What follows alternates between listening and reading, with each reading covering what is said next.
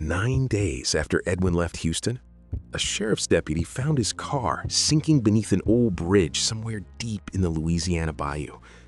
The driver's door was hanging open. No body on the bank, no footprints in the mud.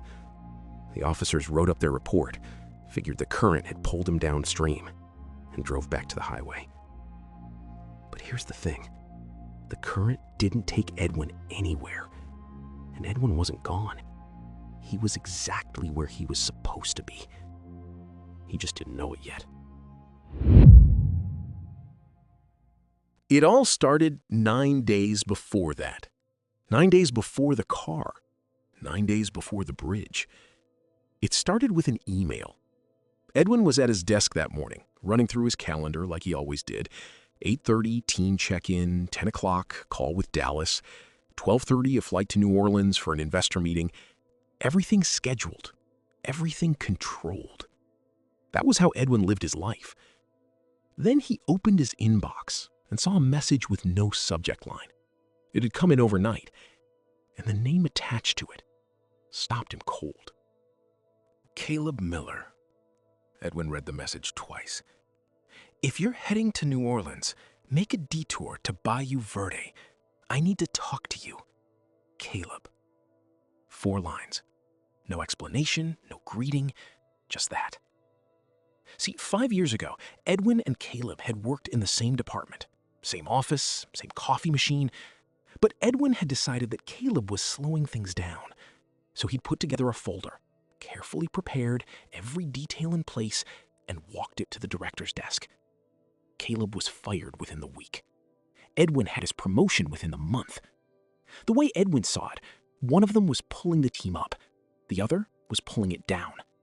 The system made its choice. He just helped it along a little faster. Edwin closed the email, pulled up a map, and looked up Bayou Verde. Just a dot in South Louisiana. 45 miles off the main route to New Orleans, maybe an hour out of his way.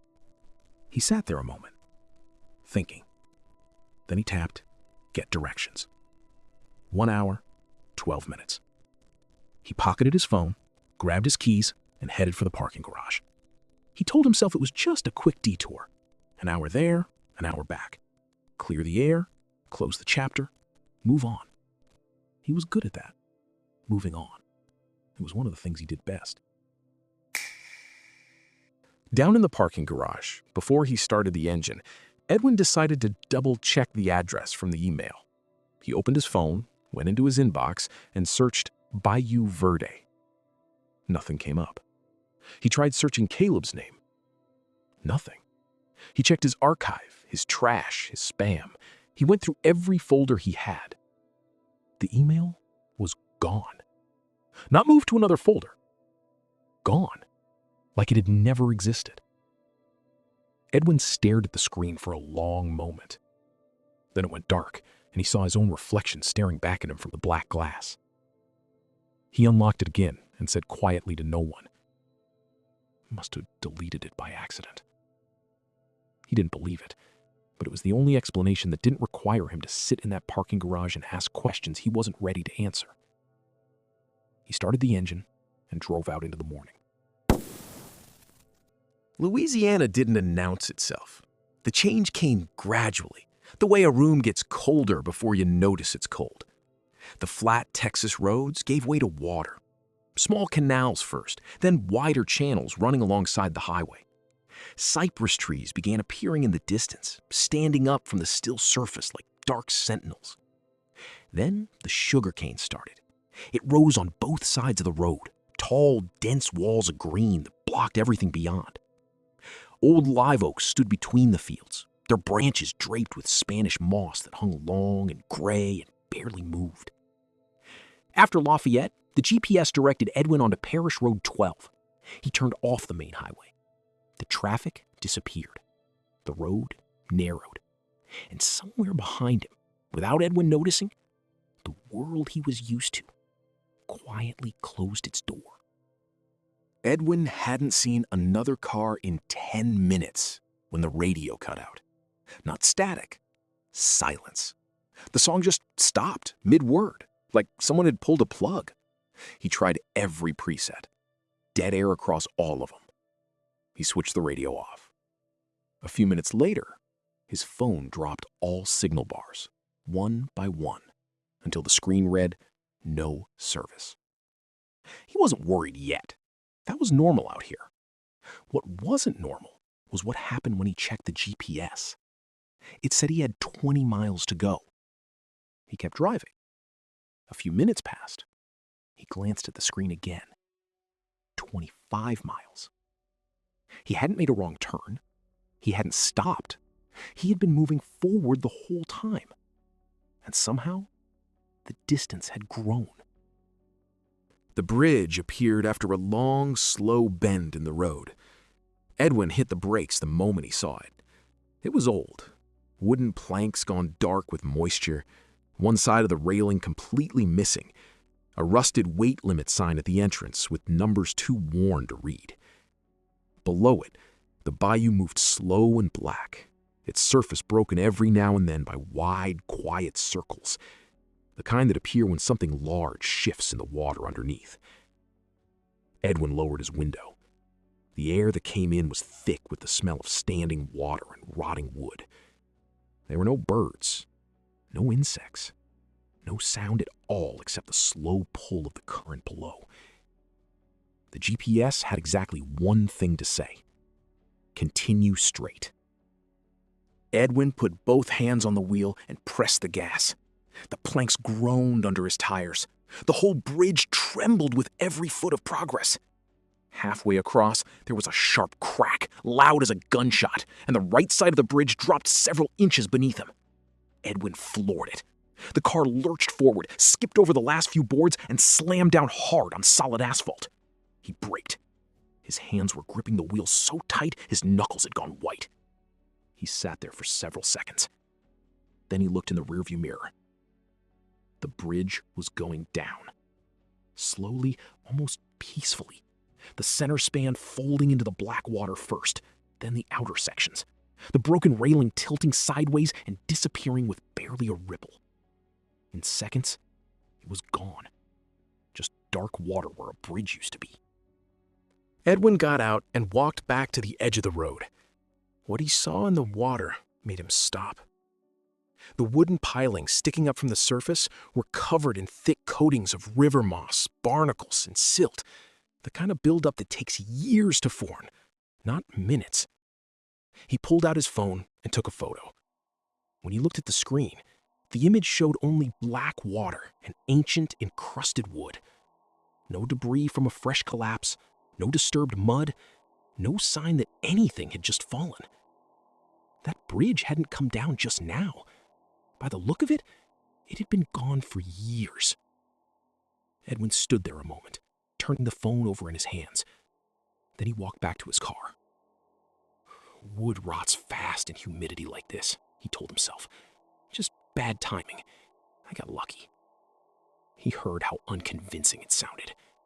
He drove on anyway. He had driven maybe half a mile when the man stepped out of the sugarcane. Edwin hit the brakes hard. The figure was standing at the edge of the road, an older man in a faded camouflage jacket, with rubber waders up to his thighs and a worn shotgun slung over one shoulder. He was soaking wet. Water dripped steadily from his jacket, from his sleeves, from the barrel of the gun. But when Edwin looked at the ground around the man's boots, the earth was dry, completely dry. Not a single footprint, not one drop where the water should have fallen. The man wasn't looking at Edwin. His eyes were aimed somewhere just past him, slightly to the right, over his shoulder, fixed on something Edwin couldn't see. The man spoke without being asked. His voice was rough and low, like someone who hadn't used it in a very long time. 12th house, he said. Blue, all the way to the end of the road. Caleb's waiting. Edwin blinked. How do you know who I'm going to see? The man didn't answer. He turned around and walked back into the cane. Edwin jumped out of the car and followed. The stalks were still moving where the man had passed through. Edwin pushed him aside and looked in. Nobody there. No trail. No footprints in the wet soil at the base of the plants. No sound of movement. He stood at the edge of the field and listened. Silence. Small town, he told himself as he climbed back in. Caleb probably mentioned I was coming. Everyone knows everyone out here. He reached for that explanation and held on to it, because it was all he had. Back in the car, Edwin checked the GPS. It said 11 miles to Bayou Verde. He had been moving forward the entire time since the bridge. The distance should have dropped to somewhere around 7. Instead, it had gone up. He tapped the screen. The route recalculated, adjusted, and displayed the same number, 11 miles. Like no matter how far he drove, the destination kept sliding just a little further ahead. He set his jaw and kept going. There had to be a logical explanation, a routing error, an outdated map. He wasn't the kind of man who entertained other possibilities. He had spent his whole career making sure of that. A mile further down the road, an old truck sat on the shoulder like something out of a museum. Rounded cab, wooden flatbed gone black with rot, tires long since dissolved to rust. The right front fender had corroded straight through. 3 people stood beside it. A man in overalls and a straw hat, completely motionless, arms at his sides, as still as a post. A woman in a long, rough fabric dress with her hair wrapped in cloth. And a little girl, maybe 8 years old, standing closest to the road. The girl was raising and lowering her arm in a slow, mechanical wave. But she wasn't waving at Edwin's car. Her eyes were fixed on an empty point in the field to the right. Nowhere. And here's what Edwin noticed when he looked at the woman. There was no shadow beneath her feet. Full sun, clear sky, and no shadow. He almost stopped. Almost rolled down the window to ask if they needed help. But none of the 3 looked in his direction. Not even a glance. They didn't see him at all. A few miles later, Edwin spotted 2 figures moving through the sugarcane field on his right. A young man in a light shirt with his trousers rolled up, walking beside a young woman in a long white dress. They moved close together, close enough that their hands almost touched. But they didn't. There was a small gap between them that neither one crossed. Edwin watched the ground beneath their feet. The grass wasn't bending. No footprints. No trail through the wet field. He pressed the horn. Neither of them reacted. They kept walking, slow, steady, heading toward the place where the cane closed over a low stretch of standing water. The hem of the woman's dress was white, completely clean. Edwin had been watching the wet, mud-stained edges of the road all morning. That dress had no business being clean. He looked in the rearview mirror a few seconds later. The field was empty. For the distance he'd traveled, there was no way they could be out of sight. No way at all. The sign leaned at an angle between 2 oak trees. Most of the paint had peeled away, but the letters were still readable. Bayou Verde. 5 teenagers stood directly beneath it. 3 boys, 2 girls. Leather jackets with metal studs. Jeans with the cuffs rolled up. 2 bright dresses, one blue, one red. Everything about their look said the 1980s. Prom night, some high school dance that ended somewhere it shouldn't have. They were all completely soaked, hair pressed flat, clothes dark and heavy with water. Edwin pulled over and lowered his window. "Afternoon," he said. "Any of you know where the Blue House is?" All 5 heads turned at exactly the same moment. Not one after another, all together, as if a single switch had been flipped. They stared at him with eyes that held nothing. Not one of them was breathing. Their chests didn't move. One of the boys opened his mouth wide and held it there, and nothing came out. Not a word, not a sound. Edwin put his window back up and drove. In the mirror, all 5 turned to watch him go. Together. One motion, like a single organism tracking his taillights through the fog. Bayou Verde was silent, in the way that places get silent when no one has lived in them for a long time. Wooden houses with wide front porches, paint peeling down to bare gray wood, Shutters closed and warped. A fishing boat overturned in one yard, hull split open. A rusted pickup sitting on flat tires in the weeds beside another. At the main intersection, a small grocery store with a closed sign in the window. The letters so faded they'd nearly become part of the wood itself. It hadn't opened in years, maybe decades. Then, on one of the porches, Edwin spotted something that shouldn't have been there. An old man, rocking slowly in a chair. Straw hat, denim overalls, a short pipe in the corner of his mouth. When Edwin's car rolled past, the man raised one lazy hand. Edwin nodded back. 20 feet down the road, he checked his mirror. The porch was empty. The chair was still rocking, back and forth, by itself, nobody in it. Edwin looked back through the windshield at the same house. The old man was sitting right there, watching the car move away, pipe in his teeth. Edwin did not look in the mirror again.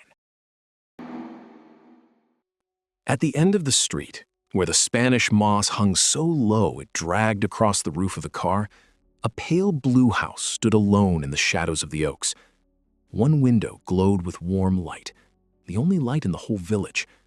And on the porch, before Edwin had even stopped the car, a figure was already standing. Caleb. He looked more or less the same as Edwin remembered. Same eyes, same slight curve in his shoulders, but there was something different about the way he held himself. Not angry, not accusatory, just tired. The kind of tired that goes all the way down to the bone, the kind you don't come back from. He opened the front door before Edwin had fully gotten out of the car. "You came," he said. Edwin said, "I got your email." They stood there for a moment, looking at each other across 5 years of silence. Edwin had prepared himself for a fight. He had all his responses ready. Caleb didn't start one. He just stepped aside. "Come on in." Inside, the house felt like stepping into a different century. High, dark ceilings, old wooden floors, a rocking chair by the window. Family photographs in frames on every wall. Weddings, fishing trips, children lined up outside a schoolhouse, Sunday dinners on the porch. A whole life. Somebody's whole life. Above the fireplace hung a painted portrait. An older woman with silver hair pulled up tight, wearing a dark dress. Her face composed and still. Her eyes were directed off to one side, toward the left edge of the frame. In the center of the room, a table had been set for two. Cornbread, a bowl of bean soup, pecan pie, black coffee, a bottle of bourbon, old dishes, old silverware, all of it immaculate. "Sit down," Caleb said. He poured 2 cups of coffee without being asked. Edwin picked up the coffee and took a sip. It was hot. He could register that. The temperature was there. But the pain wasn't. The mug was hot enough to burn, and his mouth felt nothing. He swallowed. The coffee went down warm and completely empty.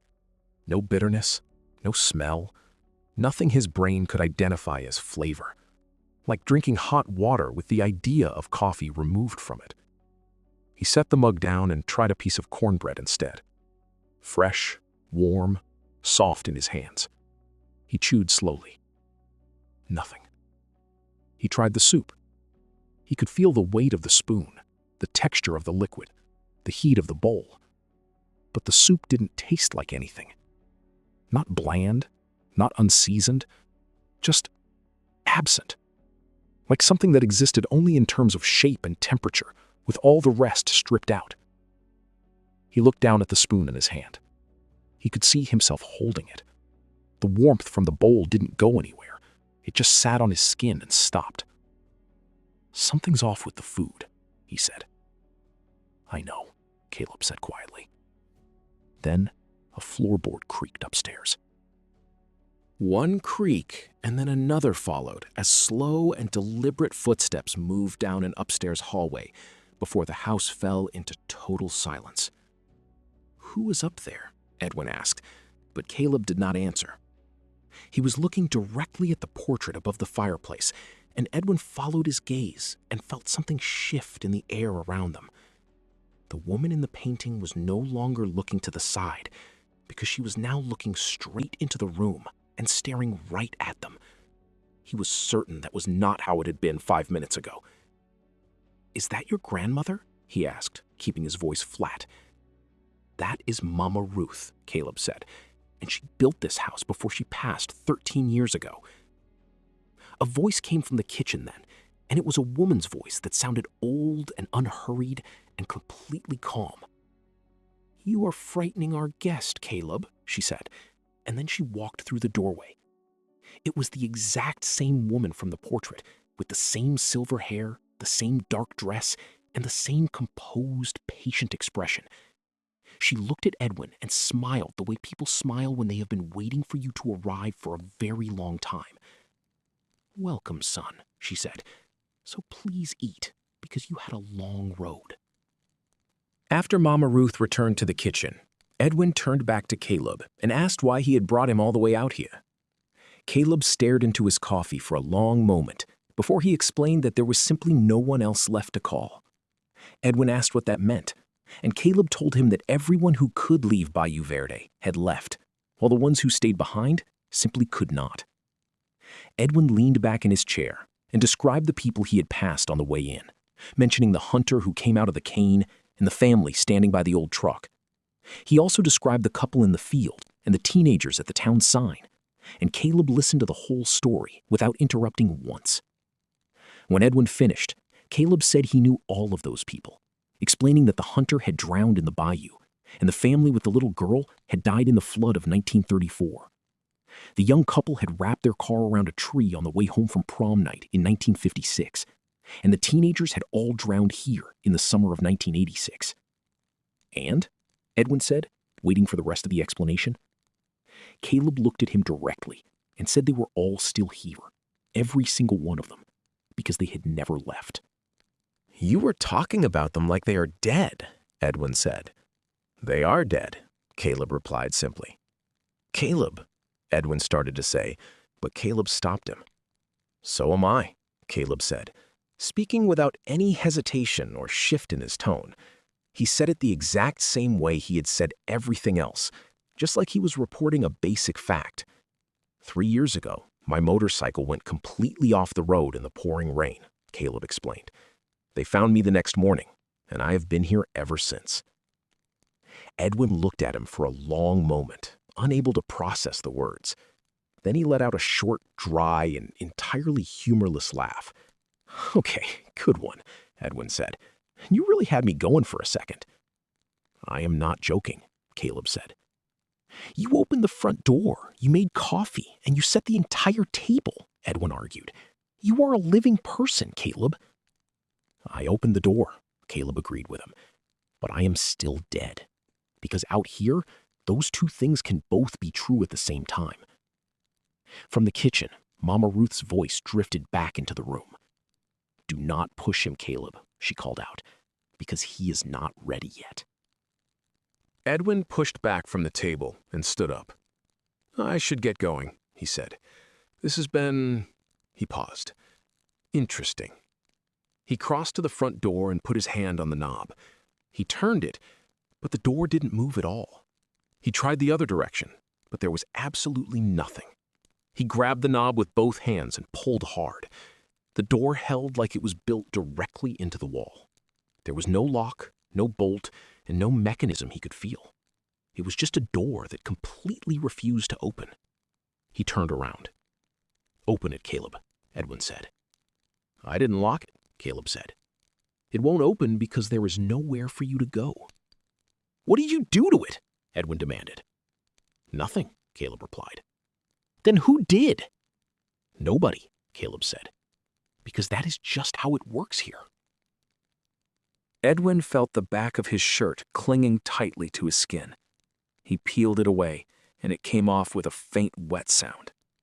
He turned toward the window. Outside, in the thick fog, they were all standing there. The hunter was standing right by the fence.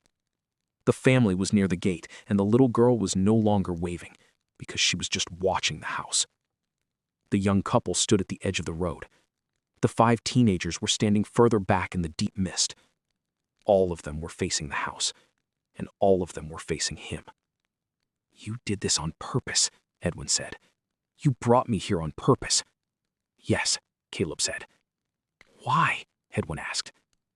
Caleb stood up and came directly to the window.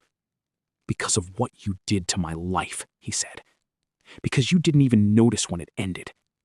When I died, someone sent you a message, which was a real email from my cousin. You deleted it." Edwin's mouth opened in shock because he remembered. There was no subject line, and it came from an unknown sender. He had marked it as junk without reading it. "I didn't know you were dead," he said. "You didn't want to know," Caleb answered. He was not angry, but he was just completely precise. "I stopped mattering to you the day you walked into that office with that folder. I was never anything more to you than a problem you solved."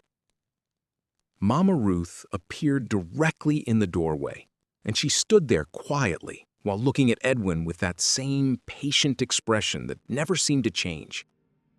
"You are already here, son," she said to him, "and wanting things is finished for you now. Nobody asks you what you want here, because you just are, and that is all there is to it."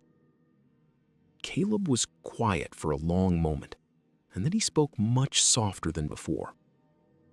"I do not know why this place is the way it is, and nobody else here does either," Caleb said. "But the old people used to say one thing about it," he added as he looked out the window at the figure standing in the fog. "Bayou Verde does not come looking for you, but sometimes people find their way here anyway. And if the road brought you here," he paused before finishing the thought, "it is because somewhere up ahead, your road was already done." Edwin looked down at his hands. They were white. Not pale, white. Like paper, like something drained. He pressed his palm against his cheek.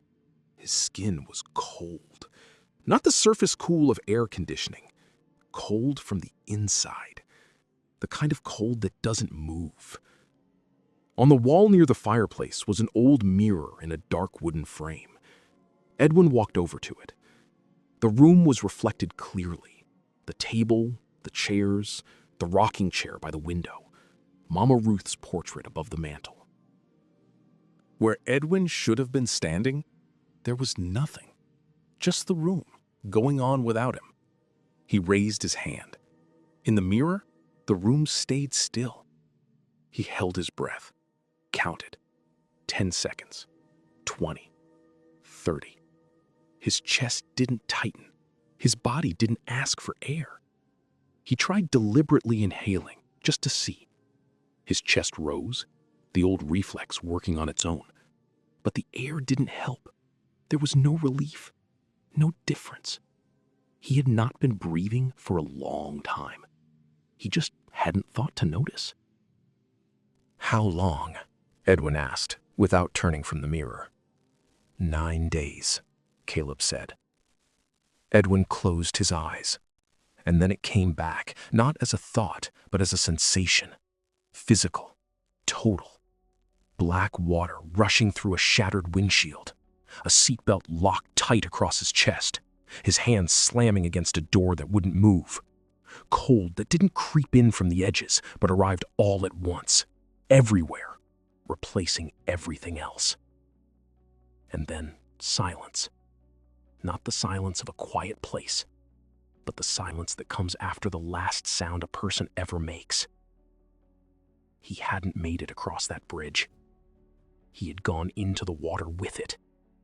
He had been in the water for 9 days. And he had been here, in this house, in this village, thinking he was still on his way somewhere, ever since. Mama Ruth walked to the table and settled back into her chair. She wrapped both hands around her coffee cup and looked at Edwin with the quiet patience of someone greeting a traveler who has finally arrived after a very long journey. "Eat something, son," she said softly. "Remember the ones who are gone. Remember yourself, too. Even now, that matters. Edwin stood at the mirror for a long time, staring at the empty place where he should have been. Then he turned around, walked back to the table, and sat down. He poured himself a measure of bourbon, lifted the glass. "To seeing you again," he said. Caleb raised his own glass. "To seeing you again." They drank. No taste, no warmth, but the gesture was there. And some things outlast everything else. Mama Ruth rose from her seat and came to stand before Edwin. She bowed her head low and slow, the way people do at gravesides when words aren't enough. "Rest now, son," she said. "You're one of us." Outside, the rain had picked up. The fog lay low over the street, swallowing the fences, the trees, the broken edges of the old houses. The figures in the yard were still there. The hunter by the fence, the family at the gate, the little girl no longer waving, just watching. The young couple at the road's edge, the 5 teenagers further back, standing in the mist. Each in their place, each in their own moment of time that had stopped and never started again. Edwin watched them from the window. He thought about the fact that he was one of them now, an IT director from Houston, driving to New Orleans, who took a wrong turn. Other people would come through here eventually. They would see him standing somewhere along the road and look for the simplest explanation. Exhaustion, unusual light, strange locals.